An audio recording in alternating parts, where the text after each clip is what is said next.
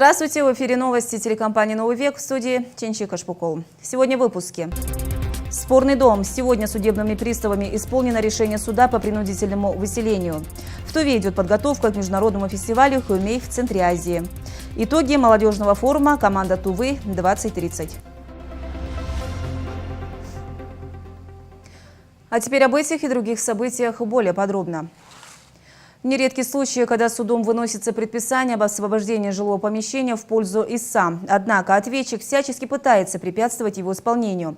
В июне этого года судебными приставами Тувы было возбуждено исполнительное производство по спорному жилому дому, расположенному по улице Лунная города Кызыла.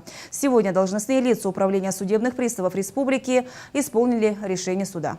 Вот он, спорный двухэтажный жилой дом. Как рассказали представители ответчика, здесь в начале 2000-х годов был лишь фундамент будущего дома. Истец приобрел земельный участок и вместе с матерью и тетей начали строить коттедж. Обе сестры планировали построить дом на 2 квартиры и жить по соседству. Но тут появились нюансы и споры. Мы начали строить дом, начиная с фундамента. Мой племянник тогда был безработный. Его мать, то есть моя сестра, вложилась на строительство этого дома. Оформление документов мы доверили своему племяннику. В 2013 году он пришел и начал требовать от нас 400 тысяч рублей, объяснив, что при оформлении документов пришлось много потратиться. Но, как оказалось, он оформил все правоустанавливающие документы еще в 2008 году на себя. Мы считаем, что они изначально были оформлены неправильно. В случае невыполнения законных требований в отношении вас будет применена физическая сила и составлен административный протокол по статье 17.8. Один уже составлен.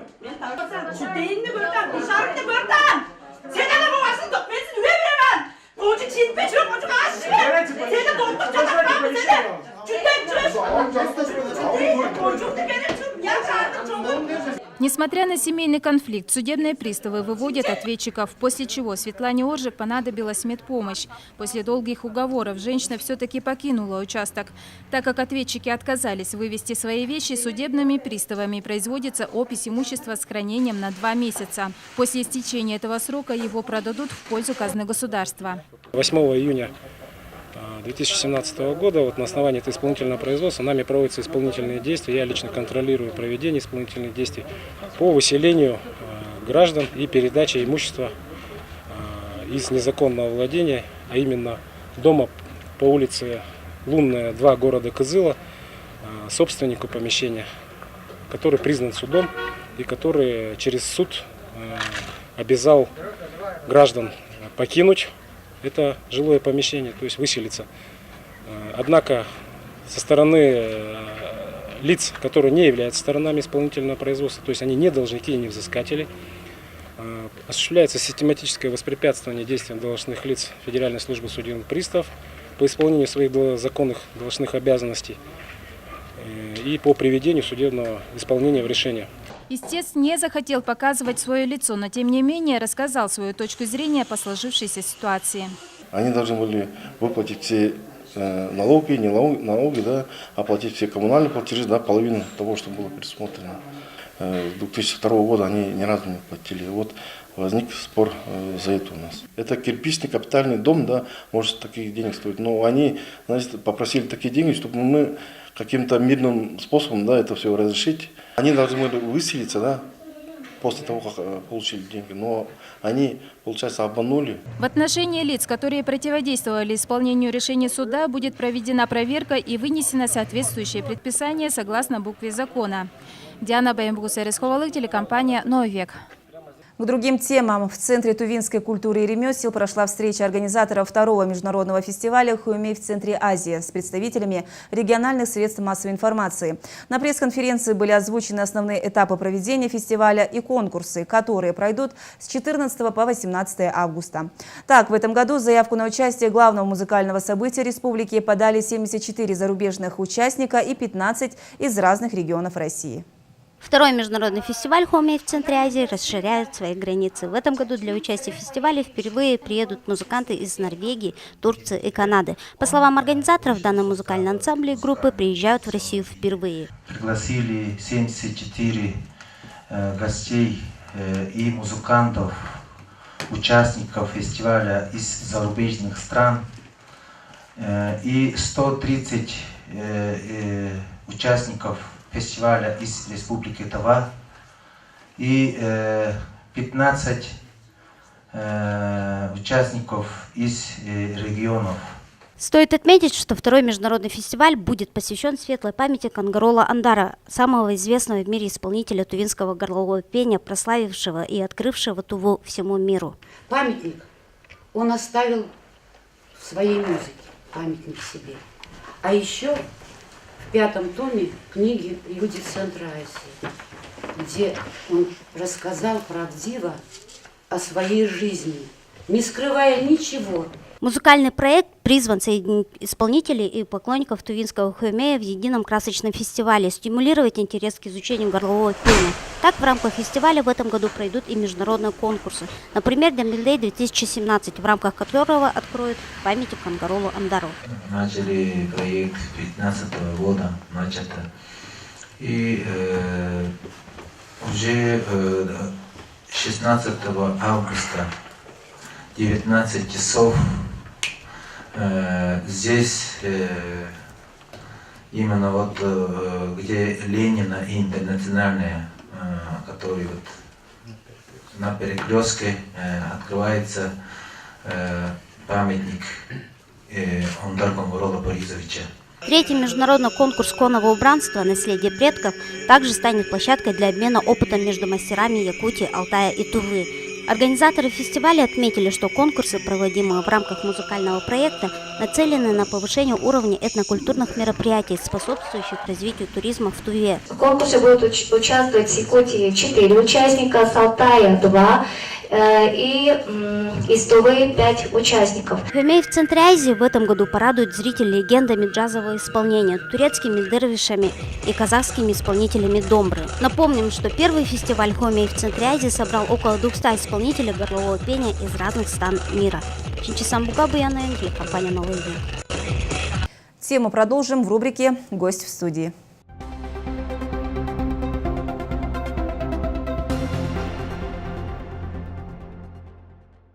Сегодня у нас в студии один из организаторов второго международного фестиваля Хуэмей в Центре Азии Шон Патрик Куирк. Напомним, фестиваль посвящен памяти именитого хуэмейджи Кангарола Андара. Здравствуйте, Шон. Здравствуйте, Чинчи, здравствуйте. Первый фестиваль Хуэмей в Центре Азии прошел в 2015 году. В чем отличие нынешнего фестиваля от того? Отличия, конечно, их много. Во-первых, мы можем сказать, что масштаб этого фестиваля будет побольше, чем фестиваля, который проводился вот в 2015 году. Еще одна фишка в этом фестивале – это одновременно фестиваль и конкурс. Фестиваль и конкурс посвящается именно Кангаролу Андара. Конкурс называется Дембелдей, проводится в рамках фестиваля Хуэмей в Центре Азии. Одно большое отличие – на фестивале приезжают музыканты из разных зарубежных стран только для участия в фестивале. То есть они не являются конкурсантами, а просто приехали сюда из-за любви к Туве и чтобы предоставлять свою музыку тувинскому народу. То есть вне конкурса они будут Да, выступать? вне конкурса, да. Все мы помним, что прошлый фестиваль собрал около 200 участников. В этом году уже сколько заявлено? Чуть-чуть побольше. Конечно, даже вот в тогдашнем фестивале, да, вот мы чуть не успели, потому что каждому надо время выступать на сцене, это занимает очень много времени. На этот раз из Тувы, из тувинских музыкантов где-то 130 участников, а из зарубежных стран где-то 30-40, то есть может быть даже чуть-чуть поменьше, но я думаю, что на этот раз качество еще будет получше. А будет ли он как-то поделен на начинающих хуэмейджи и уже каких-то профессионалов? Нет, в конкурсе, по моему пониманию, это все будет открыто. То есть это не зависит от возраста, не зависит от статуса, не зависит от полученных наградов. То есть даже народные хуэмейджи могут там. Но будет, конечно, разные номинации. И я думаю, что жюри, конечно, предусматривает, чтобы обязательно получили призы там самые молодые, самые старшие. То есть будет, конечно, поощрительные специальные призы от жюри, а участие совсем открыто.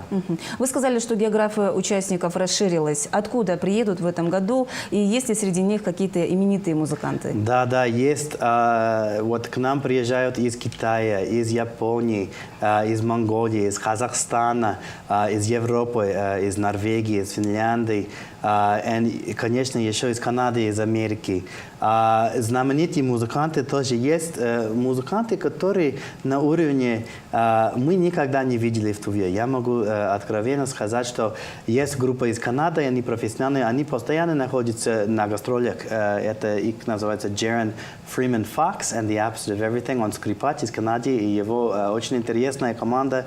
Они получили очень много премий. И самые высокие наши гости, они были друзьями Конгорола Ондара, и поэтому именно их пригласили. Его зовут Джефф Коффин. С ним приезжают барабанщик Джордан Перлсон и Феликс Пасториус, басист. Я чуть-чуть объясню. Джефф Коффин играл с Конгоролом, когда он играл в составе группы Bela Fleck и Flecktones.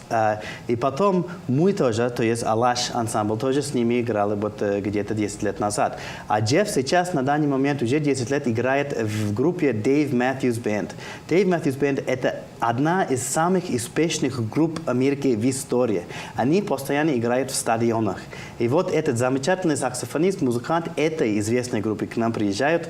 Его басист Феликс является сыном Джако Пасториус. Он среди басистов, среди музыкантов считается бас-бог, бурган, потому что он приобретел очень много новых стилей. На бас можем сказать, что он делал из баса бас-гитары солирующий инструмент. Раньше это только был сопровождающий инструмент. То есть они достаточно известные и великие музыканты, и они тоже сюда приезжают чисто из-за любви к Туве и интерес к тувинской музыке. Впервые? Впервые. А зарубежные участники уже приезжают, и где они будут размещены? Да, вот некоторые уже вот приехали. По положению фестиваля, фестиваль предоставляет размещение для гостей, начиная с первого дня фестиваля. То есть до фестиваля они сами по себе найдут место, но мы в Центре культуры, конечно, помогаем им вот, найти размещение. Я думаю, это очень хорошо для туризма в нашем городе Кызылы, потому что на данный момент даже уже находится более 10 человек, которые приехали на фестиваль. Кроме участников мы ожидаем очень много, 20, 30, может 40, не знаю, потому что туристы, конечно, нам не заявили, они просто приезжают. Вчера же зашел ко мне в комнату человек из Польши, я первый раз в жизни вижу, я говорю, вот вы что приехали? Он говорит, на фестиваль. Но во время фестиваля наши участники в основном будут жить в гостинице «Одиген», и мы взяли целый юрточный городок, который находится в Бихем. Раньше мы назвали это Бородай, сейчас называется юрточный городок Бихем. Турфирма «Саянское кольцо» помогает нам с этим. И те участники, которые чуть-чуть не вовремя заявились, они будут жить в общежитии Республиканской школы искусств. Ну, думаю, что туристам будет вдвойне здесь находиться приятнее, потому что фестиваль совпадает с праздником на дом. Да. Давайте напомним, когда и где будет проводиться фестиваль. Так, вот порядок фестиваля будет такой. 14 у нас открытие у скульптурного комплекса «Царская охота». Это, короче говоря, это центр Азии, наш замечательный скульптурный комплекс, памятник. Это открытие там будет, вот под открытым небом. И потом 15-го днем будет конкурсное выступление. Солисты выступают в Центре культуры, тувинской культуры, и ансамбли выступают в театре после обеда. 16-го также днем конкурсное выступление. Можете приходить и смотреть, это бесплатно. А вечером 15-го, вечером 16-го будут концерты. Концерт вечером 15-го, я думаю, будет очень интересный, потому что это концерт с участием наших гостей из-за рубежа. То есть это Джефф Коффин, там Джордан будет там играть, еще много у нас гостей, которые чисто приехали участвовать на фестивале, не в конкурсе. И потом 16-го будет концерт, посвященный имени Конгорола, и там будут участвовать наши тувинские музыканты и тоже некоторые из гостей. И 17-го тоже в театре вечером будет у нас закрытие, концерт закрытия и церемония награждения победителей фестиваля, конкурса. И потом после концерта, начиная с 8 часов, на площади Рата будет наш этнодискотека, то есть закрывающая наша тусовка. Вот будет таков. Я думаю, что билеты быстро продаются, что если у вас интерес, обратитесь к театру, там вот в кассе театра продаются все наши билеты.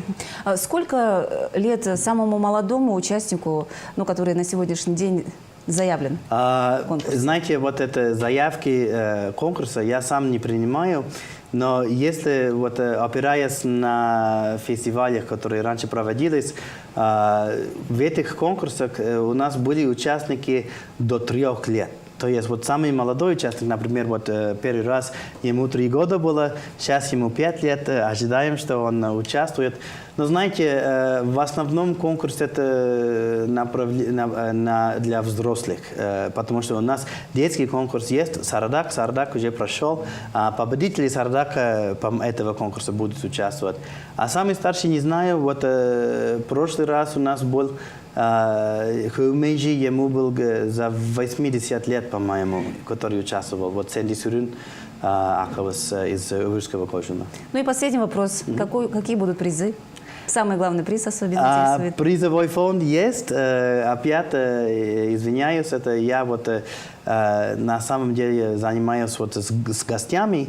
А призовой фонд есть. Будет гран-при среди солистов. И потом, если я правильно понимаю, 1, 2, 3 место в каждой номинации. И все призы будут денежные награды. Шон, вы являетесь не только одним из организаторов фестиваля, вы еще и хюмейджи, довольно-таки известный в Туве. Можно ли вас попросить что-нибудь исполнить для наших телезрителей? Конечно, конечно. Спасибо, хюмей. Конечно, это моя любовь. Исполню для вас вот мой любимый вид хюмей, это кагра.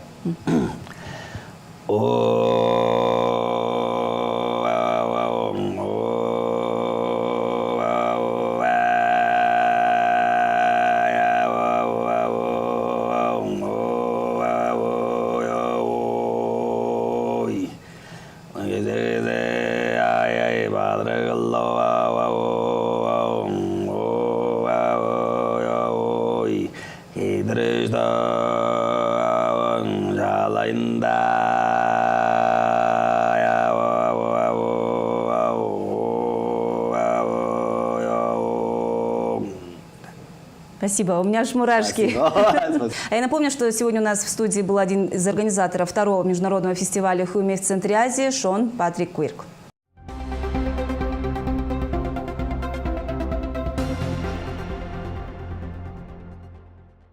Прервемся на рекламу, не переключайтесь.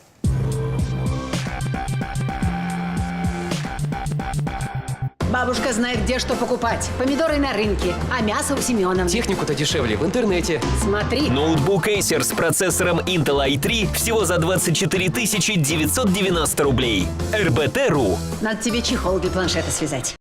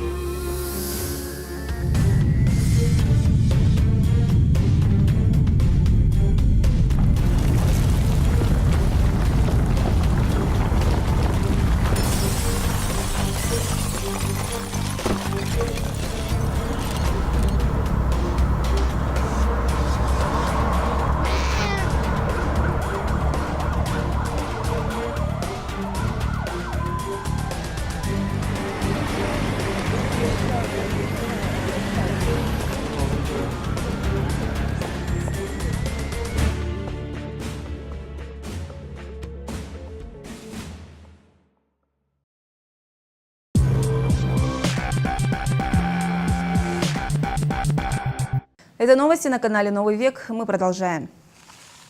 Роспотребнадзор снял с реализации с начала этого года более 64 тонн молока и молочных продуктов. Всего за полгода, по сообщению ведомства, было исследовано более 160 тысяч проб молочной продукции, продающейся в магазинах, на рынках и поступающей в школы и больницы, сообщает «Российская газета».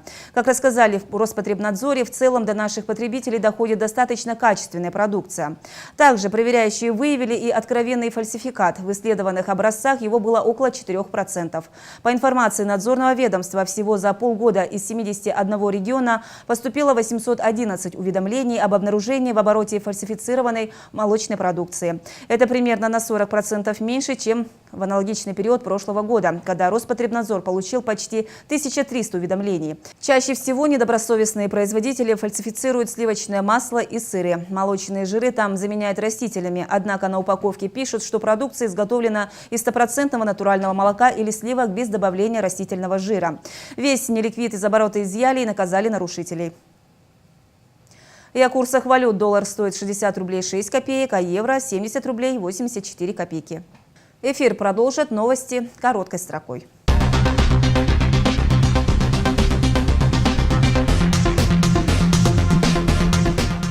В Туве с 1 по 31 августа проводится месячник Аржанов. Многие едут на источник, даже не поинтересовавшись, какие могут быть последствия, если есть сопутствующие заболевания, служащие противопоказаниями для посещения.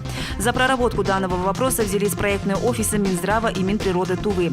Планируется изготовить и разослать баннеры с правилами поведения на Аржанах на русском и тувинском языках, баннеры с информацией об их химическом составе и лечебных свойствах, а также установить указатели к источникам. На наиболее известных и посещаемых целебных источниках будут организованы медпункты. Студенты ТУВГУ примут участие в экспедиции по поиску останков погибших защитников Отечества в Волгоградской области. В ежегодной межрегиональной экспедиции примет участие поисковый отряд «Дуза», сформированный из числа студентов исторического, юридического, сельскохозяйственного факультетов и факультета физической культуры и спорта. Ребята будут проводить поисковую работу для выявления неизвестных воинских захоронений и непогребенных останков, для установления имен и судеб пропавших без вести солдат. Захоронение найденных останков состоится там же, на военном мемориальном кладбище. Министерство финансов Тувы объявляет республиканский конкурс «Лучший финансист года», приуроченный к 95-летию со дня образования Министерства финансов Республики Тыва и профессиональному празднику. Конкурс проводится по 3 номинациям: «Лучший финансист года», «Лучшая финансовая служба» и «Лучший будущий финансист». Летний оздоровительный сезон отдыха готовится к завершению. По итогам второго сезона оздоровительного отдыха детей в Туве функционирует всего 192 оздоровительных учреждения с охватом 17 343 детей, в том числе 18 загородных и 174 с дневным пребыванием. За пределами Республики Тыва отдохнули 1300 детей, в том числе на морском побережье 198, в Международном детском центре «Артек» 65 детей. 10 августа в Национальном музыкально-драматическом театре Тувы состоится международный конкурс красоты и таланта «Мисс Азия Альма-Матер-2017». Конкурс проводится для поддержки талантливой молодежи, пропаганды молодежного творчества, сохранения культуры, традиций и обычаев народов России, развития общественных, социальных и культурных связей между молодежью регионов Российской Федерации и стран мира. Также в Туве в самом разгаре подготовка к крупному международному мероприятию, культурному проекту «Ожукпайрлалы Хамак Монгол», который пройдет 11 августа. Местом проведения также выбрана главная сцена Тувы. Цель проекта – культурный обмен и сохранение общих традиций между родственными народами.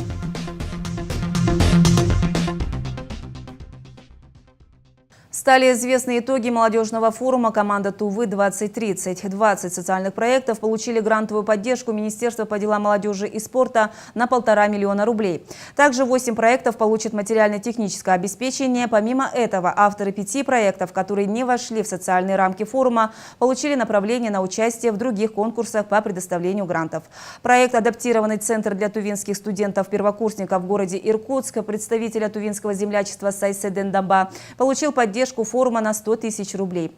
Также на форуме затронули тему борьбы с алкоголизацией населения республики. Так, лидеры молодежного движения Чонун Олдары, сыновья Тувы, предложили 2018 год объявить годом трезвости в Туве.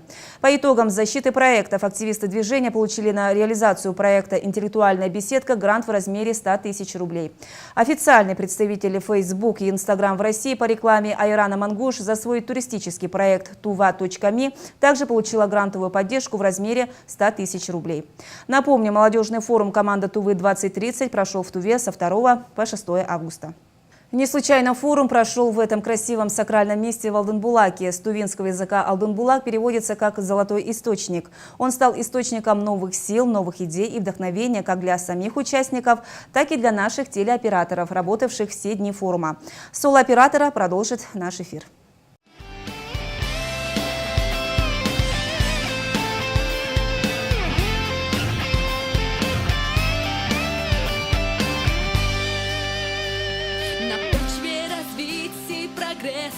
России взросли молодые, сильные люди.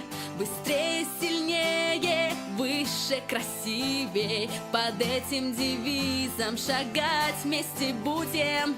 На новой волне под опыт столетий поднимем страну, хоть мы еще дети. Назначено нам судьбою творить, ведь только так умеем мы жить. Мы молодежь 21 века, проблемы и трудности нам не помеха. Мы сильные дети единой страны, живем по девизам, живите как мы. Мы молодежь 21 века, проблемы и трудности нам не помеха. Мы сильные дети единой страны, живем по девизам, живите как мы. Молодежь 21 века, проблемы и трудности нам не помеха. Мы сильные дети единой страны, живем по девизам, живите как мы.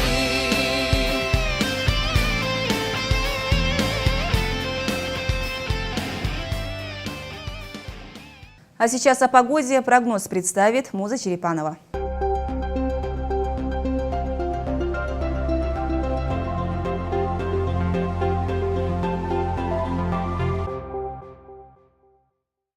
Здравствуйте! Вы смотрите прогноз погоды, и я его ведущая Муза Черепанова. Но сначала о нашем спонсоре. С 17 по 20 августа Кызыл посетит единственный в России цирк Шапито на льду Гранд Сафари. Гастроли продлятся всего 4 дня.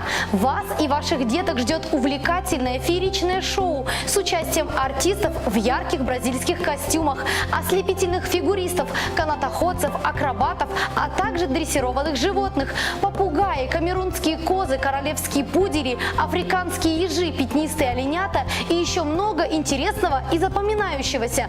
Билеты уже в продаже в Национальном театре. Напомним, с 15 августа будет работать касса цирка на сельхозрынке напротив Пентагона. Заранее приобретенный билет – гарантия хорошего места. Кызыл, встречай! Впервые в городе только 4 дня с 17 по 20 августа. Зимнее волшебство летом. Гастроли цирка Шапито на льду Гранд Сафари.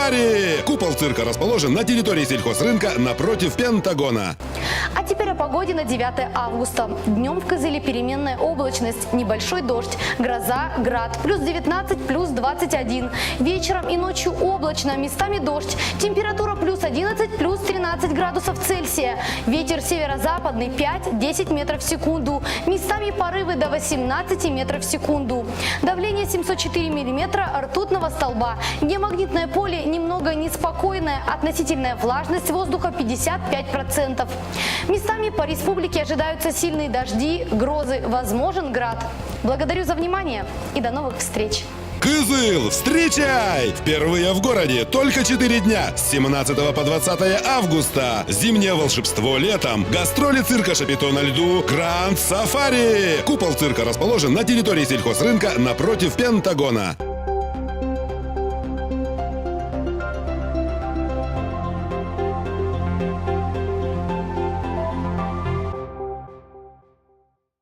На сегодня это все. Всего вам доброго.